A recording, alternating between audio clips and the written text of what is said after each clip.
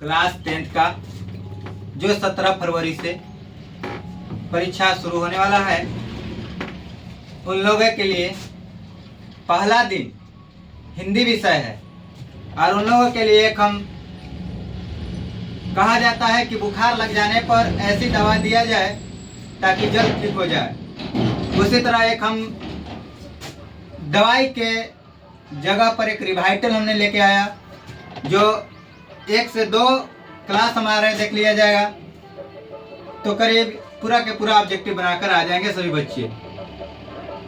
तो हमसे कब लगभग 100 क्वेश्चन कराएंगे, जिसमें जो एग्जाम में पूछे जाने वाले प्रश्न वैसे रहेंगे। और हमारे वीडियो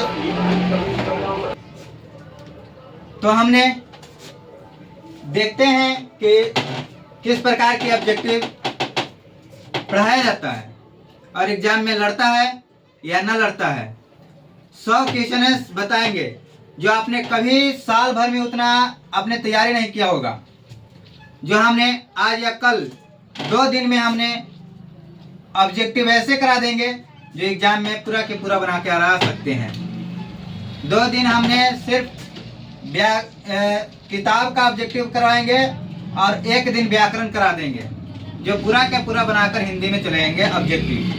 आप लोगों का कोचिंग में लिखवाया गया होगा या पढ़ाया गया होगा, तो हमने सिर्फ ऑब्जेक्टिव ही करवा रहे हैं। तो देखते हैं, पहला क्वेश्चन है जो बार बार एग्जाम में पूछा जाता है, the caste in India their mechanism के लेखक B.R. अम्बेडकर। या क्वेश्चन आएगा ये भी भीमराव अम्बेडकर से कि द एनिहिलेशन ऑफ कास्ट के लेखक कौन हैं या रचनाकार कौन है, तो B.R. अम्बेडकर ही, यानी भीमराव अम्बेडकर ही मानना है। और इसका ये पूछ देगा कि इसका हिंदी में रूपांतरण कौन किया, एनिहिलेशन ऑफ कास्ट का, तो ललई सिंह यादव। ललई सिंह यादव। किस पाठ के विधा निबंध है नाखून क्यों बढ़ते हैं? किस पाठ के विधा निबंध है नाखून क्यों बढ़ते हैं? यहाँ से एक कंफ्यूज ना होना, ललित निबंध भी लिखा रहेगा तो मार देना है ललित निबंध। शहर अब भी संभव है किसकी रचना है? अशोक वाजपेयी। शहर अब भी संभव है किनकी रचना है? अशोक वाजपेयी।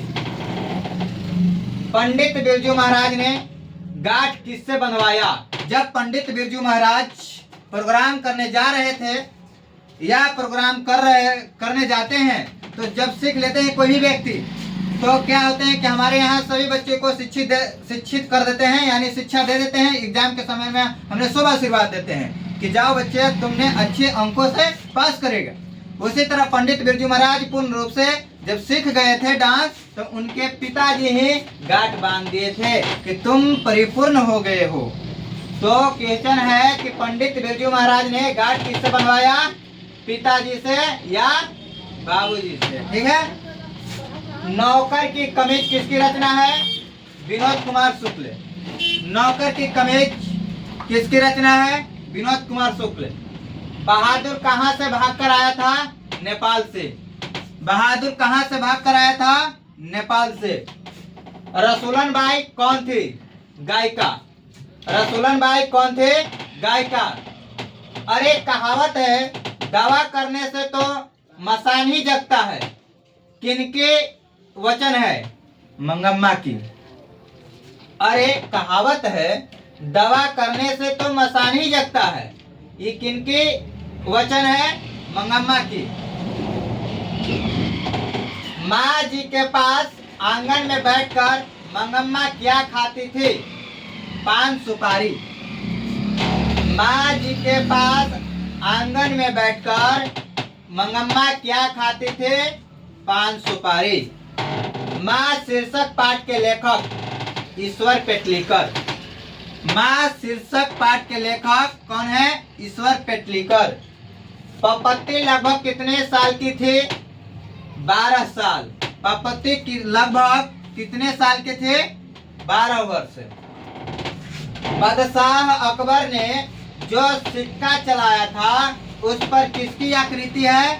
राम सीता का। राम और सीता का। चूंकि ऑब्जेक्टिव जितने भी पढ़ाया जा रहा है एग्जाम से रिलेटेड, एग्जाम में फर्स्ट या सेकंड शिफ्ट में जरूर पूछेगा। परंपरा का मूल्यांकन शीर्षक पाठ के लेखक कौन है? रामविलास शर्मा। परंपरा का मूल्यांकन शीर्षक पाठ के लेखक कौन है? रामविलास शर्मा। बिस्मिल्लाह खां साहब 80 बरस के प्रार्थना में क्या मांगते हैं? जब भी वो बिस्मिल्लाह खां प्रार्थना करते थे, वह प्रार्थना में यही मांगते थे कि हे अल्लाह, मुझे ऐसी सुर बख्श दे ताकि लोग हमें सुर बख्श को सुन के मोहित हो जाए। तो उन्होंने सुर मांगते थे कि हमें मीठा आवाज दे। महात्मा गांधी की मृत्यु कब हुआ? 23 जनवरी 1948। महात्मा गांधी की मृत्यु कब हुआ? 23 जनवरी 1948। रेनर मरिया रिल्के की माता का नाम क्या था? सोफिया। रेनर मरिया रिल्के की माता का नाम है सोफिया। रेनर मरिया रिल्के से कई ऐसे प्रश्न आएंगे और हर बार पूछा जा सकता है, तो हमने इनका प्रत्येक जितनी भी रचना या जो भी है इनका ऑब्जेक्टिव करवा देंगे रेनर मरिया रिल्के से रिलेटेड। बीजाक्षर किसकी रचना है? अनामिका। बीजाक्षर किसकी रचना है? अनामिका। जीवन नंदा दास किस भाषा के सम्मानित कवि हैं? बांग्ला भाषा। जीवन नंदा दास किस भाषा के सम्मानित कवि हैं? बांग्ला भाषा। एक वृक्ष की हत्या शीर्षक कविता के कवि कौन है? कुंवर नारायण। रामधारी से दिनकर का जन्म कहाँ हुआ? सिमरिया, बेगूसराय, बिहार। सुमित्रानंद पंत की माता का नाम क्या है? सरस्वती देवी। घनानंद किस भाषा में लिखते थे? ब्रज भाषा। घनानंद थे ब्रज भाषा। राजस्थान किस छंद में सिद्ध थे? सवैया छंद में। कई बार क्वेश्चन पूछा गया है। राजस्थान किस छंद में सिद्ध थे? तो सवैया छंद। जापूजी किसकी रचना है? गुरु नानक। जापूजी गुरु नानक की रचना है।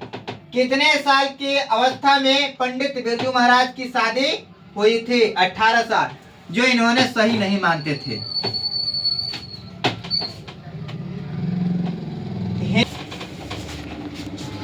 सेंस थी या लड़कियां थी? 5। अगर यही क्वेश्चन आएगा कि सेंसा के कितने संतान थे? 6, जिसमें एक पुत्र और 5 पुत्रियां। 5 पुत्रियां का नाम है आलो, सिफाली, रजनी, आरती। आलो, सिफाली, रजनी, आरती, सीमा। और एक पुत्र का नाम था कासू। एक पुत्र का नाम था कासू या खोखा कह सकते हैं। आचार्य हजारी प्रसाद द्विवेदी जी का उनकी किस रचना पर साहित्य अकादमी पुरस्कार मिला था? आलोक पर्व पर। कौन सा रचना पर? आलोक पर्व पर। भारत सौभाग्य नामक नाटक के नाटककार कौन थे? बद्री नारायण चौधरी अर्थात प्रेमघन। प्रेमघन के पूरा नाम बद्री नारायण चौधरी। संतु मछली लेकर क्यों भागा? कुएं में डालने के लिए। शहनाई को सुशील बाधों में किसका उपाधि मिली? शाह।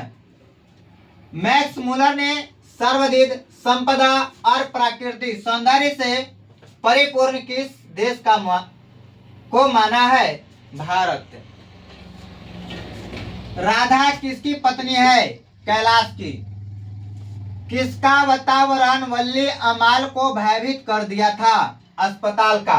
ऑप्शन में रहेगा गौशाला के भी, लेकिन उसकी माँ कहती थी कि अस्पताल गौशाला है, तो अस्पताल भयभीत कर दिया था।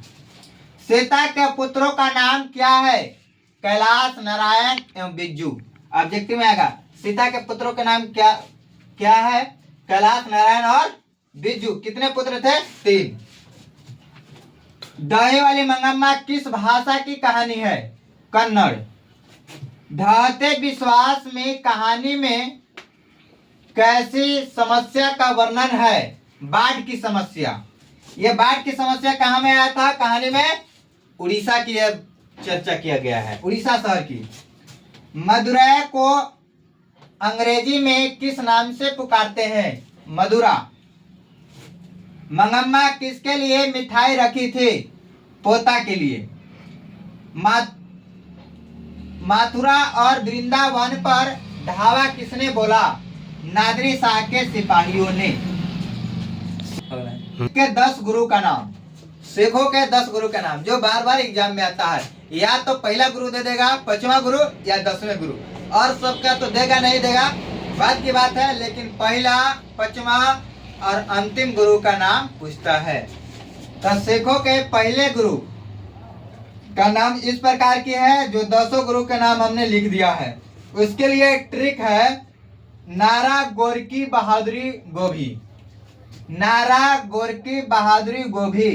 एन से नानक, नानक यानी गुरु नानक, यानी सिखों की पहला गुरु गुरु नानक। ए से हो गया अंगद देव, गुरु अंगद देव दूसरा गुरु। तीसरा गुरु गुरु अमरदास। आर से हो गया गुरु रामदास।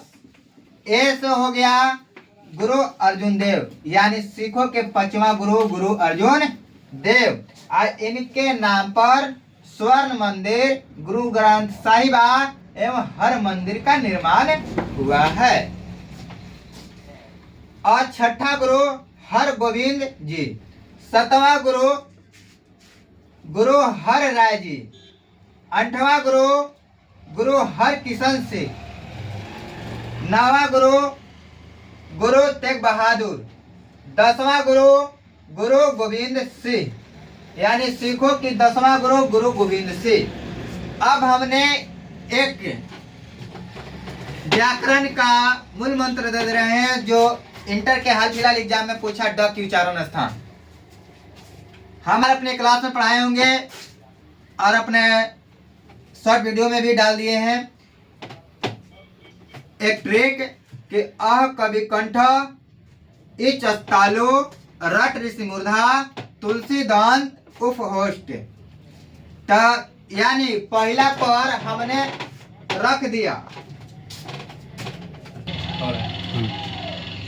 हमने उच्चारण स्थान से थोड़ा सा बता देते हैं। ट्रिक यहाँ बताने की अब उतना ऐसी नहीं है, समय नहीं है, उससे भी आसान करके बता रहे हैं। क को हम रखेंगे, नाम देंगे 1, च को नाम देंगे 2, ट को नाम देंगे 3, त को नाम देंगे 4, प को नाम देंगे 5। इतना से अगर क्वेश्चन आएगा तो 1 को कंठ कहेंगे, और 2 के तालु, 3 के मूर्धा,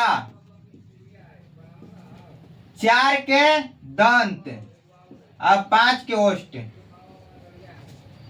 5 के ओष्ठ यानी कंठ, यानी पहिलका में क के हम पहला नाम दिए, क ख ग घ अंग तकला के कंठ। च छ ज झ इया तकला दूसरका में, दूसरका को हम तालु। इस तरह का हमने याद कर लेंगे कि तीसरका में ट है तो मूर्धा है, चौथा के नाम दंत है, यानी तथा दधा के पूरा अक्षर, 5वां के नाम है ओष्ठ, यानी प के पूरा अक्षर। तो हमने इस प्रकार के पूरा व्याकरण 4 दिन में खत्म कर देंगे। तो सभी लोग देख कर जाएंगे 17 फरवरी को। पूरा के पूरा यकीन ना पूरा विश्वास है कि सब लोग बना के आएंगे पूरा ऑब्जेक्टिव।